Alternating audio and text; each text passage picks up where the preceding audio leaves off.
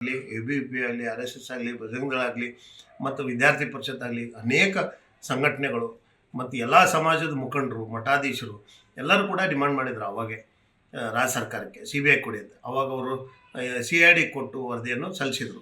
ಆ CID ವರದಿ ಕೂಡ ಅದರಲ್ಲಿ ಕೂಡ ಕೈ ಆಡಿಸ್ಯಾರ ಅನ್ನೋ ಸಂಶಯ ಕೂಡ ಎಲ್ಲರಿಗೂ ಗೊತ್ತಾಗಿದೆ. ಅದಕ್ಕಿಂತ ರಾಜ್ಯ ಸರ್ಕಾರಕ್ಕೆ ಮತ್ತೊಮ್ಮೆ ವಿನಂತಿ ಮಾಡ್ತೀನಿ. ಈ ಒಂದು ಪ್ರಕರಣ ಭಾಳ ಹಗುರವಾಗಿ ತೊಗೊಂಡಿದ್ದರಿಂದ ನಾನು ಕೂಡ ತಂದೆಯಾಗಿ ನಾನು ಡಿಮಾಂಡ್ ಮಾಡ್ತೀನಿ.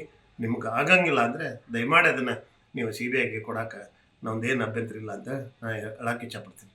ಸರ್, ಈಗ ಆಡಳಿತ ಪಕ್ಷದಲ್ಲಿ ಇದ್ದವರೇ ಇದನ್ನು ಮಾಡೋದು, ಬೇರೆ ಯಾರೂ ಅಲ್ಲ. ಕಾಂಗ್ರೆಸ್ ಪಕ್ಷದ ಶಾಸಕನೇ ಮಾಡಿದ್ರು ಅಂತೇಳಿ ಎಲ್ಲ ಕಡೆಯೂ ಬಹಿರಂಗವಾಗಿ ಹೇಳಿದ್ದೀವಿ. ಬಹಿರಂಗವಾಗಿ ಈಗೂ ಕೂಡ ಚರ್ಚೆಯಲ್ಲಿದೆ. ಹೀಗಾಗಿ ಅದು ಕಂಪ್ಲೀಟ್ಲಿ ಅದು ಕೈವಾಡ ಇರೋದ್ರಿಂದನೇ ಇಷ್ಟು ಡಿಲೇ ಆಗ್ತಾ ಇದೆ. ಮತ್ತು ಅವ್ರಿಗೂ ಕೂಡ ರಕ್ಷಣೆ ಮಾಡ್ತಾ ಇದ್ದಾರೆ. ಯಾವ ಸಮಾಜದ ಈಗ ಆರೋಪಿ ಇದ್ದಾನೆ, ಆರೋಪಿ ಸಮಾಜದವರೇ ಮುಂದೆ ಕುಂತು ಹೇಳ್ಯಾರ ಅವ್ನು ಗಲ್ಲಿಗೆ ಏರಿಸ್ರಿ ಅಂತ. ಅವ್ನು ಮಾಡಿದ್ದು ಹೀನಾಯ ಇದು ಇದೆ.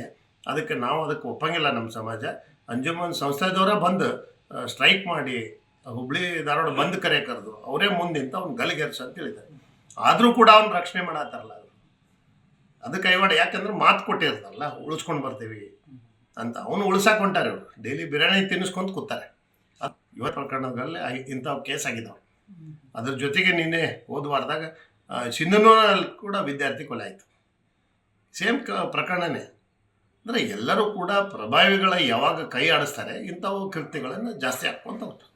ಅಂದರೆ ಆಡಳಿತಾರೂಢ ಪಕ್ಷ ಕಾನೂನು ಸುವ್ಯವಸ್ಥೆ ಕಾಪಾಡುವಲ್ಲಿ ಹದಗೆಟ್ಟಿದೆ ಅಂತ ಅನಿಸ್ತದೆ. ಕಾನೂನು ಈ ಗೃಹ ಸಚಿವರೇ ಇದಕ್ಕೆ ಹೊಣೆಗಾರ, ಮತ್ತೆ ಯಾರೂ ಇಲ್ಲ. ಗೃಹ ಸಚಿವರೇ ಅದಕ್ಕೆ ಸೀರಿಯಸ್ ಆಗಿ ತಗೋತಾ ಇಲ್ಲ. ಗೃಹ ಸಚಿವರೇ ಅದಕ್ಕೆಲ್ಲ ಮುಂಚೂಣಿ ಹೊಣೆಗಾರ, ಮತ್ತೆ ಯಾರೂ ಅಲ್ಲ. ಅವ್ರಿಗೆ ಗೊತ್ತಿದೆ ಯಾರು ಏನು ಎಂತ ಅಂತೇಳಿ. ಆದರೂ ಕೂಡ ಅವ್ರನ್ನ ಸೇಫ್ ಗಾರ್ಡ್ ಮಾಡತ್ತಾರ. ಕಾಂಗ್ರೆಸ್ ಪಾರ್ಟಿಗೆ ಮರ್ಯಾದೆ ಪ್ರಶ್ನೆ ಇದೆ. ಕಾಂಗ್ರೆಸ್ ಪಾರ್ಟಿ ಕಲಂಕ ತರುವಂಥ ವ್ಯಕ್ತಿಗಳು ಕಾಂಗ್ರೆಸ್ ಪಾರ್ಟಿನಲ್ಲಿ ಶಾಸಕರಾಗಿದ್ದಾರೆ. ಅವರಿಂದ ಆಗೋದು ಒಂದು ಪ್ರಕರಣ ಇದು. ಅದಕ್ಕೆ ರಾಜ್ಯ ಸರ್ಕಾರ ವಿಚಾರ ಮಾಡಬೇಕು. ಕಾಂಗ್ರೆಸ್ ಪಾರ್ಟಿ ಅಧ್ಯಕ್ಷರು ವಿಚಾರ ಮಾಡಬೇಕು. AICC ಅಧ್ಯಕ್ಷರು ದಿಲ್ಲಿಯಿಂದ ಬಂದು ನಮ್ಮ ಪ್ರೆಸ್ ಮೀಟ್ನಲ್ಲಿ ಹೇಳ್ತಾರಂದರೆ ಲೆಕ್ಕ ಹಾಕಿ. 120 ಅಂದರೆ ವ್ಯವಸ್ಥೆ ಹದಗೆಟ್ಟಿದೆ. ಅಲ್ಲಿ ಇರುವಂಥ ಪ್ರಭಾವಿಗಳು ಕೈ ಆಡಿಸ್ತಾ ಇದ್ದಾರೆ.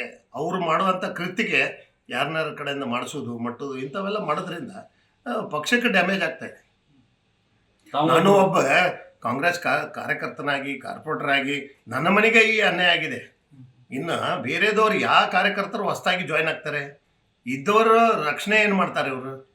ಇವತ್ತು ನನ್ನ ಮನೆಗೆ ಮಾಡ್ಯಾರ. ನಾ ಬೆಳವಣಿಗೆ, ನಾನು ರಾಜಕೀಯವಾಗಿ ಬೆಳಕೊಂತಿದ್ದಕ್ಕೆ ನನ್ನ ಮನೆಗೆ ನನ್ನ ಕೊಲೆ ಮಾಡೋಕ್ಕೆ ಪ್ರಯತ್ನ ಮಾಡಿದ್ರೆ ಆಗಿಲ್ಲ. ನನ್ನ ಮನೆಗೆ ನನ್ನ ಮಗಳ ಕೊಲೆ ಮಾಡಿಸ್ಯಾರ.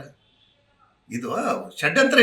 ಇದು ಕಳೆದ 50 ವರ್ಷದಿಂದ ನಮ್ಮ ಮೇಲೆ, ನಮ್ಮ ಸಮಾಜದ ಮೇಲೆ ಧೋರಣೆ ಇದೆ. ನಾವು ಏನು ಬೇಡ ಜಂಗಮರು ನಾವು ಬೆಳಿತೇವಲ್ಲ, ಅವ್ರಿಗೆ ವೀರಶೈವ ಲಿಂಗಾಯತ ಬೆಳಿತೇವಲ್ಲ, ಅವ್ರಿಗೆ ಯಾವಾಗಲೂ ನಮ್ಮ ಮೇಲೆ ಕಣ್ಣವ್ರಿಗೆ. ಇದನ್ನು ಕಳೆದ 50 ವರ್ಷದಿಂದ ಇತಿಹಾಸ ತಗೊಂಡು ಬರ್ರಿ, ನಮ್ಮ ಎಷ್ಟು ಕೊಲೆ ಆಗ್ಯಾವ್ರಿಗೆ. ಇವತ್ತಿಗೂ ಯಾರು ಪ್ರಭಾವಿ ಅದಾರ ಎಲ್ಲರೂ ಕೈ ಆಡಿಸ್ಕೊಂಡು ಬರೀ ಕೊಲೆ ಮಾಡಿಸೋದು, ಅವ್ರನ್ನ ಹಾಳು ಮಾಡೋದು, ಅವ್ರನ್ನ ರಾಜಕೀಯವಾಗಿ ಬೆಳಿಬಾರ್ದು ಅನ್ನೋ ಷಡ್ಯಂತ್ರ ಮಾಡ್ಕೊಂಡು ಬಂದಿದ್ರು.